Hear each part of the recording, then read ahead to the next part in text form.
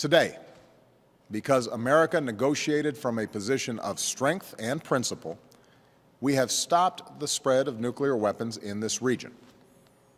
Because of this deal, the international community will be able to verify that the Islamic Republic of Iran will not develop a nuclear weapon. This deal meets every single one of the bottom lines that we established when we achieved a framework earlier this spring. Every pathway to a nuclear weapon is cut off, and the inspection and transparency regime necessary to verify that objective will be put in place. Because of this deal, Iran will not produce the highly enriched uranium and weapons-grade plutonium that form the raw materials necessary for a nuclear bomb. Because of this deal, Iran will remove 2/3 of its installed centrifuges, the machines necessary to produce highly enriched uranium for a bomb, and store them under constant international supervision. Iran will not use its advanced centrifuges to produce enriched uranium for the next decade. Iran will also get rid of 98% of its stockpile of enriched uranium. To put that in perspective, Iran currently has a stockpile that could produce up to 10 nuclear weapons. Because of this deal, that stockpile will be reduced to a fraction of what would be required for a single weapon. This stockpile limitation will last for 15 years. Because of this deal, Iran will modify the core of its reactor in Iraq so that it will not produce weapons-grade plutonium. And it has agreed to ship the spent fuel from the reactor out of the country for the lifetime of the reactor. For at least the next 15 years, Iran will not build any new heavy water reactors. Because of this deal, we will, for the first time, be in a position to verify all of these commitments. That means this deal is not built on trust. It is built on verification. Inspectors will have 24/7 access to Iran's key nuclear facilities.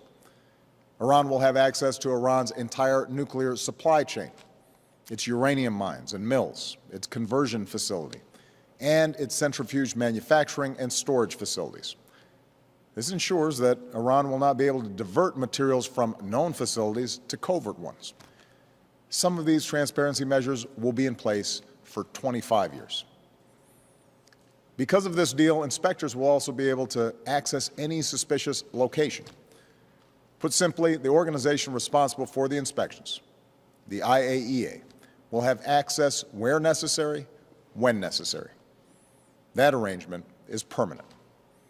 And the IAEA has also reached an agreement with Iran to get access that it needs to complete its investigation into the possible military dimensions of Iran's past nuclear research. Finally, Iran is permanently prohibited from pursuing a nuclear weapon under the Nuclear Non-Proliferation Treaty, which provided the basis for the international community's efforts to apply pressure on Iran. As Iran takes steps to implement this deal, it will receive relief from the sanctions that we put in place because of Iran's nuclear program, both America's own sanctions and sanctions imposed by the United Nations Security Council. This relief will be phased in. Iran must complete key nuclear steps before it begins to receive new sanctions relief.